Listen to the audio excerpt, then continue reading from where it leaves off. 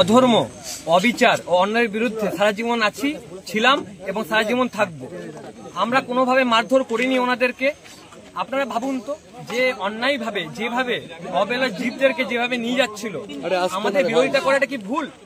আপনারা সবাই দেখেছেন মিডিয়া দাদাদের, তাদেরকে আমি হাত জোর করে মিডিয়া দাদাদেরকে বলবো এই সত্যটা আপনারা দেখান সবাইকে। যেভাবে অন্যায়ভাবে একটা গরুর উপরে আরেকটা গরু, তার উপরে আরেকটা গরু যেভাবে অন্যায়ভাবে নিয়ে যাচ্ছিল, সেইভাবে কি প্রোটেস্ট করবো না? বছরের পর বছর পুলিশ প্রশাসন এগুলো দেখেও কি কিছু করছে না, স্টেপ নিচ্ছে না? আপনারা ভাবুন, বিচার করুন।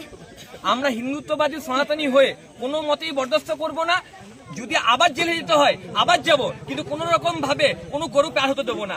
হিন্দু হিন্দু হিন্দু হিন্দু হিন্দু হিন্দু জয়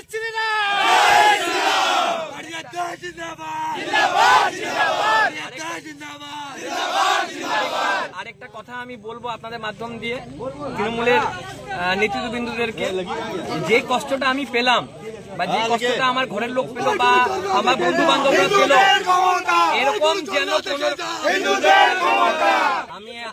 আমি আপনাদের মাধ্যমে তৃণমূলের নেতৃত্ববৃন্দদেরকে বলবো যে যারা আমাকে এই কষ্টটা দিলেন, আমার পরিবারকে দিলেন বা আমার বন্ধু বান্ধবদেরকে দিলেন, সৎ পথে থেকেও যে কষ্টটা পেলাম, ভগবান যেন এমনি কষ্ট আমার শত্রুরাও না পায়, এমনি কষ্ট আমরা কোনোদিনও কাউকে দেবো না।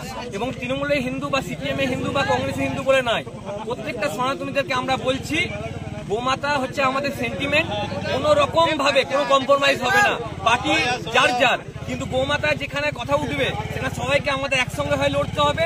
এবং যেখানে অবিচার হবে, যেখানে অন্যায় হবে এবং যেখানে ধর্মের সংকট হবে, সেখানে আমরা সবাই মিলে একসঙ্গে প্রোটেস্ট করবো।